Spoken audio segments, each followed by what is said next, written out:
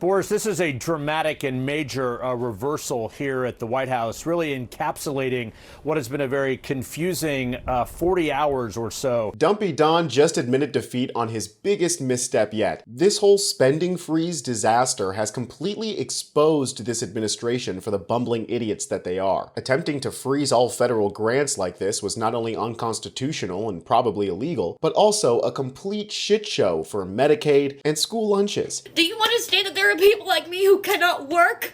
Do you understand there are people like me who have kids who cannot eat? We'll do a quick refresher on what exactly this freeze was, how bad its effects were, and how quickly Trump had to pull it. They threw away this policy faster than Trump did Tiffany. If you're liking the video, make sure to like the video and double check that you're subscribed. From the second Trump announced this spending freeze, it was an absolute disaster. Yeah, another issue that we've been watching here that's causing a lot of confusion, Nick. This is all over President Trump's sweeping freeze on federal aid and grants. It has people reading over the memo to figure out just who will be impacted. Here's what we know this morning. In a question and answer laid out by the White House, an official said any program that provides benefits to Americans is explicitly excluded from the pause and exempted from this review process. Social Security and Medicare are already explicitly excluded in the guidance, they say. Mandatory programs like Medicaid and SNAP will continue without pause, and funds for small businesses, farmers, Pell Grants,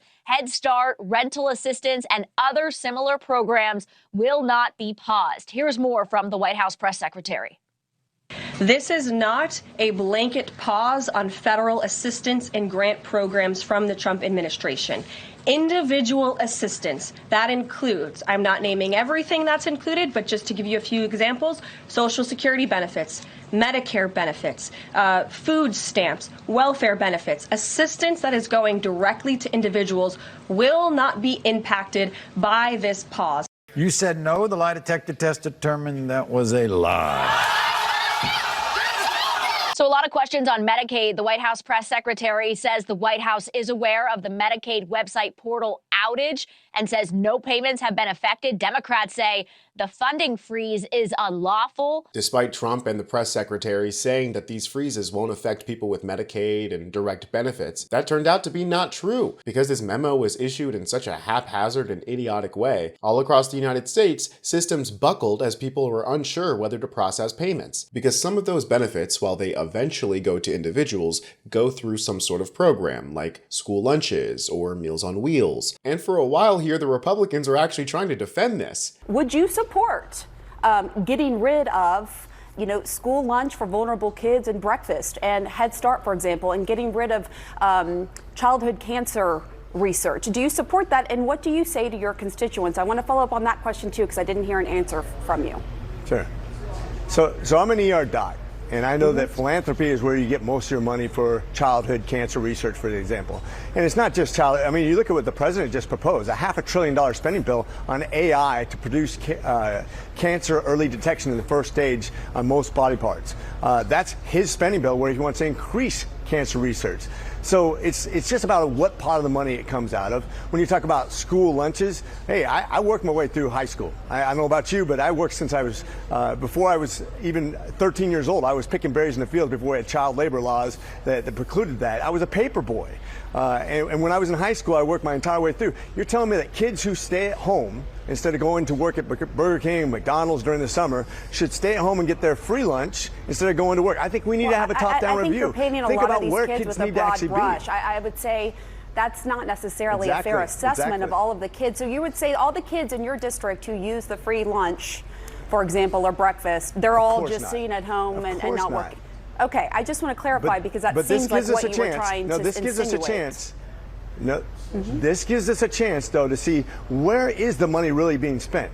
Who can actually go and actually produce their own income? Who can actually go out there and do something that makes them have value and work skills for the future? I mean, how many people got their start in fast food restaurants when they were kids versus just giving a blanket rule that gives all kids lunches in high school who are capable of going out and actually getting a job and doing something that makes them have value, thinking about their future instead of thinking about how they're going to sponge out the government when they don't need to.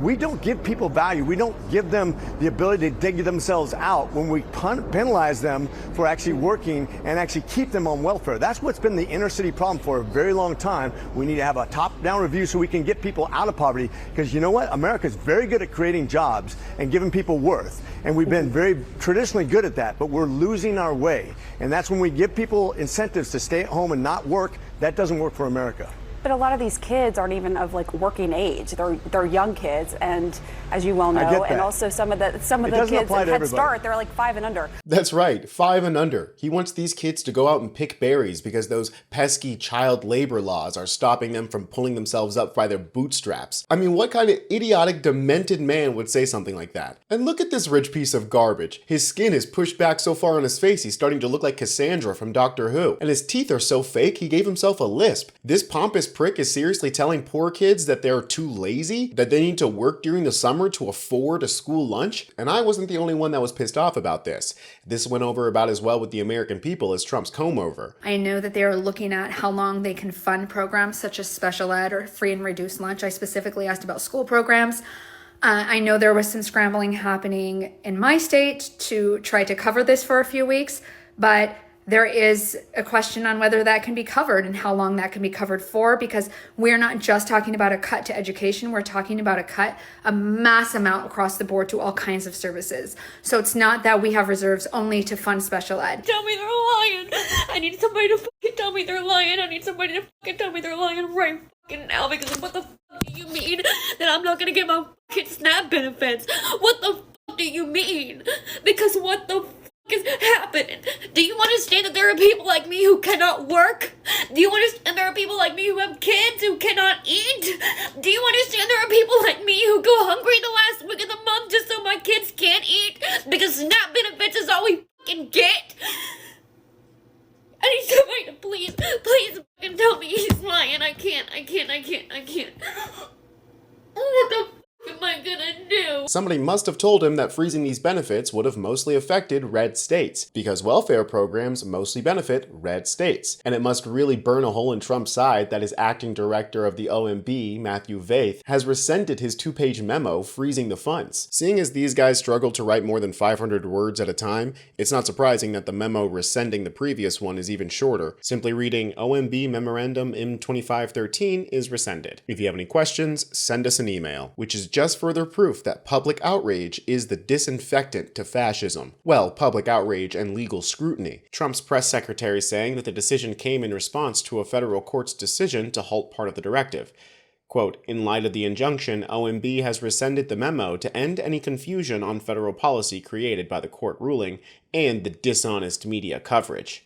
Yeah, real dishonest for the media to cover the fact that Medicaid portals were down, even though you specifically said that they wouldn't be. That's why it's important to stay informed and to keep a watchful eye on what these duplicitous weirdos are up to. I'm Tony Hinderman with Really American, and I'll catch you next time.